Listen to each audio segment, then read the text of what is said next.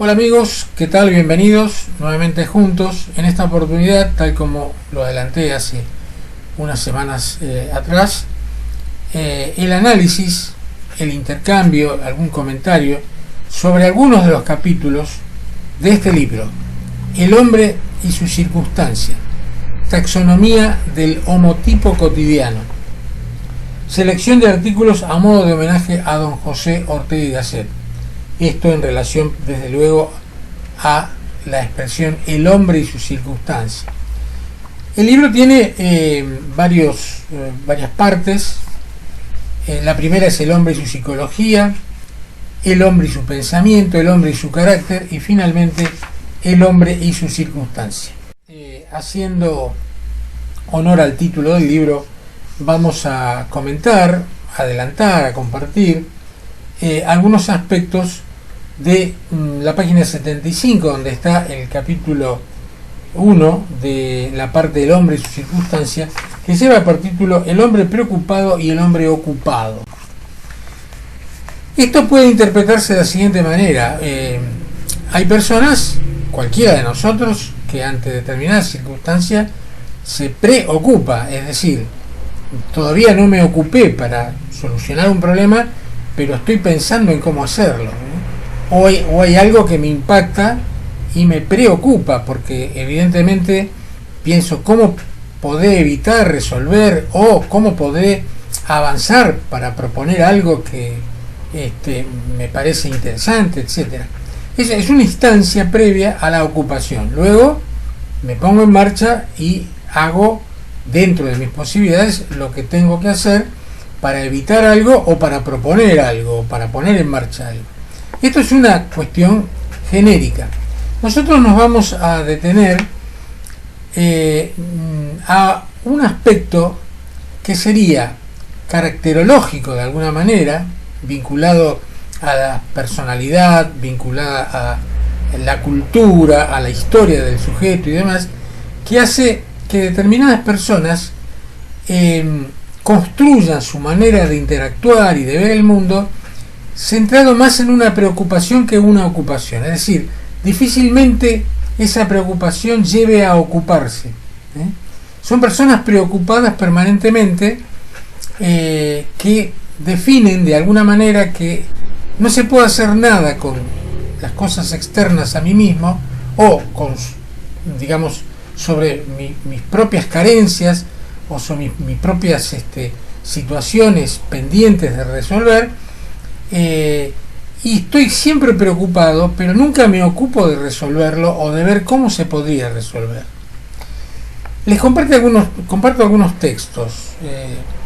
Por ejemplo, el capítulo empieza diciendo: es frecuente escuchar decir estoy preocupado por tal o cual cosa. Literalmente, estar preocupado es anticiparse a la tarea, pensarla, pero aún no querer o no poder realizarla, no poder ocuparse. Ahora hay un ejemplo.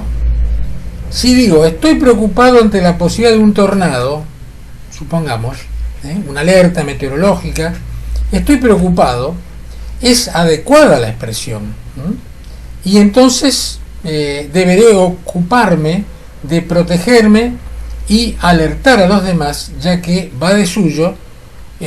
No puedo evitar la emergencia del meteoro, no puedo evitarlo al tornado, pero sí de alguna manera ocuparme de prevenir algunas consecuencias posibles. De manera tal que en ese punto decir estoy preocupado es muy adecuado.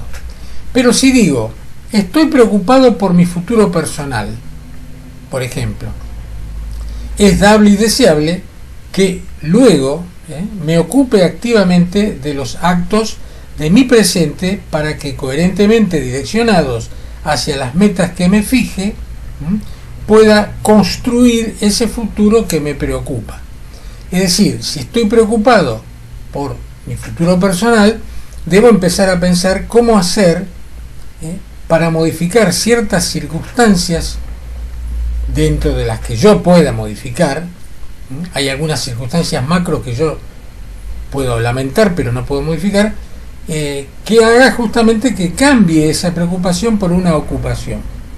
El hombre preocupado, que nos vamos a hablar ahora entre comillas, cierto rasgo caracterológico del hombre preocupado, tiene características justamente permanentes, es decir, que su actitud es de preocupación, pero difícilmente esa preocupación lleve a una ocupación factible, a una ocupación práctica. Y bien, antes de continuar con el punto el hombre preocupado, quiero comentarles que yo estoy sintetizando algunos aspectos del capítulo y ustedes tienen la posibilidad de leer el texto íntegro de este capítulo. Justamente, posteriormente a este encuentro o sincrónicamente en la medida en que yo vaya avanzando con algunos comentarios sobre algunos aspectos del capítulo. Y bien, ¿qué decimos del hombre preocupado? Insisto, el hombre preocupado, entre comillas, como una suerte de homotipo. Decimos que el preocupado es un hombre inoperante. ¿Por qué? No tiene una estrategia propia que seguir y por lo tanto tampoco tácticas operativas para avanzar en la resolución del problema. Siente que las cosas ocurren allende su voluntad y por lo tanto no se plantea un protagonismo necesario para cambiar aquello que lo preocupa. Ante la coyuntura suele decir, hay que ver qué pasa. Así como recién leíamos algunas frases típicas frente a la preocupación y a la ocupación, leamos algunas también que podrían ser atribuibles a cierto homotipo del hombre preocupado. El hombre preocupado suele creer en el destino. Es inútil preocuparse demasiado más porque hay un destino. Entonces me preocupo, pero no me ocupo porque no puedo cambiar el destino. El destino es algo que está escrito. Esto no lo digo yo, desde luego, sino que forma parte de la creencia de muchos sectores sociales en cualquier parte del mundo, ¿no? El destino aparece como fuerza teleológica que modela el devenir. Por ejemplo, la frase es lo que hay, si tiene que pasar va a pasar de todos modos, estaba escrito, están los que nacen con estrella y los que nacen estrellados, tengo mala suerte, de algo hay que morir, de algo hay que sufrir, etc. Son todas frases resignadas, propias, o podemos atribuirlas al hombre preocupado como tipología, digamos. El hombre preocupado es, en un sentido amplio y en un sentido también estricto de la palabra, ideológico en su cosmovisión de los procesos del mundo. En otras palabras, antepone un sistema elaborado de ideas, prejuicios coherentemente articulados en una sucesión de causas y efectos, a las percepciones cotidianas. Cuando hay una lectura ideológica del mundo, en cualquiera de sus características o niveles, todo lo que pasa, de lo macro a lo micro, está referido a esa creencia. Por ejemplo, si yo digo, todo está escrito, evidentemente no puedo llegar a pensar, si yo en realidad me hubiera dedicado a hacer tal o cual cosa, quizá esto no hubiera sucedido. No, porque yo estaba todo escrito. Entonces hay un fatalismo de alguna manera. Estoy salteando, así se dice, salteando párrafos desde luego, para no aburrirlos. El hombre preocupado es por fuerza escéptico, ya que no confía en el poder de la tarea, en su propia iniciativa para hacer cambios en su microentorno y de esa manera crear condiciones diferentes a las que pasivamente padece y contribuye a reforzar sin saberlo. Es una especie de reforzamiento a partir de determinada forma de pensar el mundo y de pensarse a sí mismo. Para finalizar entonces, algunas características de el hombre ocupado, el subtítulo de este capítulo, el hombre preocupado y el hombre ocupado.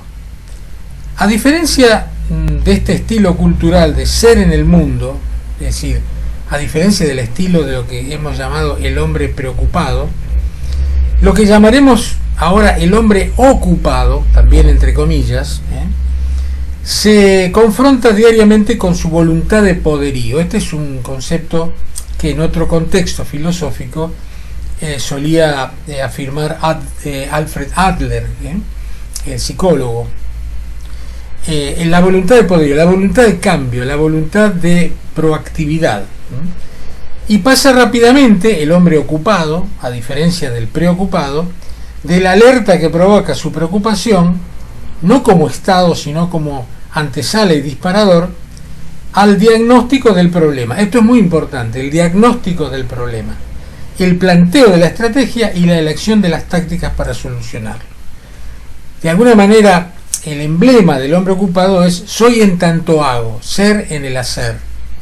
Título que le he puesto a un libro mío anterior, La identidad del ser en el hacer. Soy en tanto hago, gran parte de mi ser tiene que ver con mi hacer. Y acá hablamos de tácticas y estrategias y diagnósticos. Es importante diagnosticar un problema en sus características inherentes. ¿Qué tipo de problema es? Si es un problema macro, micro, un problema solucionable a corto plazo, a mediano plazo. Las características, estoy en posibilidad de solucionarlo, en cuánto tiempo, debo recurrir a terceras personas o asesoramiento para solucionar un problema, debo replantearme mi manera de encarar las cosas, de mi trabajo, etcétera, etcétera. Diagnosticar, después plantear una estrategia de mediano a largo plazo y luego las tácticas, es decir, los pasos a seguir que apunten y refuercen el camino de la estrategia, o sea, la meta. La estrategia alude a la meta, básicamente. Bien, el hombre ocupado no se plantea hazañas imposibles ni quijotescas. Quijotescas, esas tareas fabulosas, omnipotentes, porque sabe que los gigantes no existen y que a los molinos se los desarma con escaleras y herramientas en la mano. Una metáfora práctica. El mismo diagnóstico, cuando lo hace, le muestra si el problema es en escala individual, grupal o colectivo social. Y no sueña, comillas, con cambiar al mundo, sino porque solo busca ser cada día un poco mejor persona, pero no renuncia a hacerlo en nombre de la consigna, ya digamos, enfaticemos, tan triste e inmoral, que dice, si todos lo hacen, yo no voy a ser el único tonto. No, el hombre ocupado, y estamos hablando de buenas personas, ¿verdad?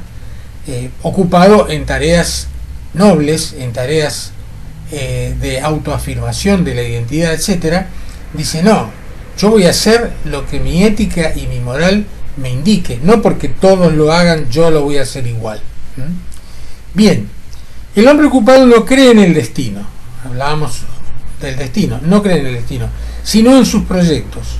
Sabe que la omnipotencia es el gesto de los adolescentes, o de los místicos, o de los ideólogos fundamentalistas.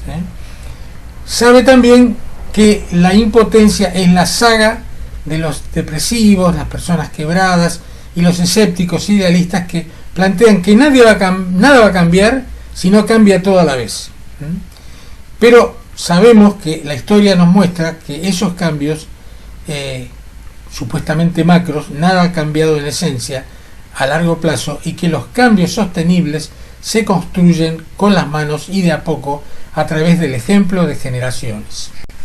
Termino, salto algunos textos que ustedes los van a tener disponibles en pantalla, y digo, el hombre ocupado ama la tarea eficaz y eficiente, es decir, en tiempo y forma, porque sabe que en su acción permanente, basada en su proyecto coherente de vida, es la que generará las condiciones para alcanzar las metas.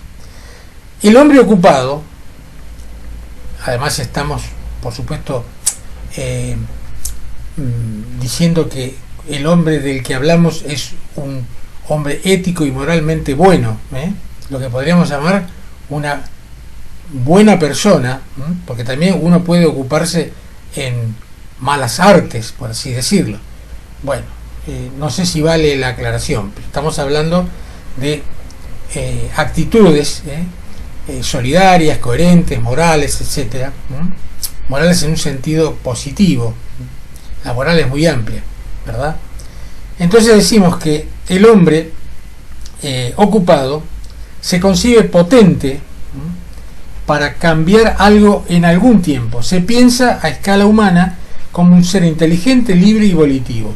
Es proactivo, como dijimos, por convicción, creativo por naturaleza y sensible por inteligencia. Contradice la superficialidad, la holgazanería, los determinismos y la identidad corporativa que, en general, suele manipular antes que dignificar el derecho a ser diferente, aunque similar. Esto es muy importante, ¿no? El derecho a ser diferente dentro de lo similar. Bien. Con esto doy por finalizado un sobrevuelo. El capítulo es un poco más extenso, no mucho más, pero es un poco más extenso y puntual. Los invito a leerlo para no aburrirlos. Y digamos que tanto el hombre ocupado como el preocupado están unidos. ¿Por qué? Porque ambos buscan entender el sentido de la vida, el sentido de su vida cotidiana, más allá del homotipo que cada uno represente. Cuando hablamos de homotipo no estamos necesariamente condenando a una determinada carácter o persona o personalidad hacer siempre lo mismo. Por supuesto que puede uno cambiar, pero en general los homotipos tienden a perpetuarse. La posibilidad del cambio tiene que ver en parte con la conciencia de que cada uno tenga de la manera en que yo estoy llevando adelante mi vida, digamos, es positiva para mí o es negativa, o estoy siempre criticándome y nunca puedo cambiar en un sentido proactivo. Entonces, este homotipo es una foto, evidentemente. Ahora, dadas determinadas condiciones históricas de autorreflexión, o si ustedes quieren de conciencia y necesidad de cambio, este homotipo puede transformarse en una película, es decir, que más adelante el sujeto puede cambiar, obviamente, y eso ocurre, por suerte, muchas de sus actitudes que antes justamente no lo beneficiaban desde el punto de vista personal, social, intelectual, etcétera, etcétera. Bien, con esto damos por finalizado este primer encuentro.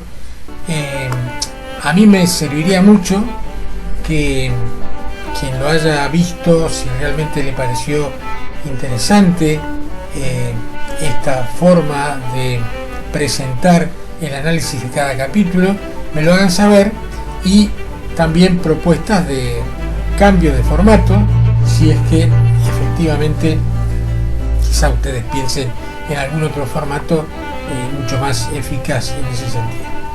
Bueno, cualquier crítica, cualquier contacto al correo textosconvergentes@gmail.com. Muchas gracias por su atención y hasta el próximo encuentro.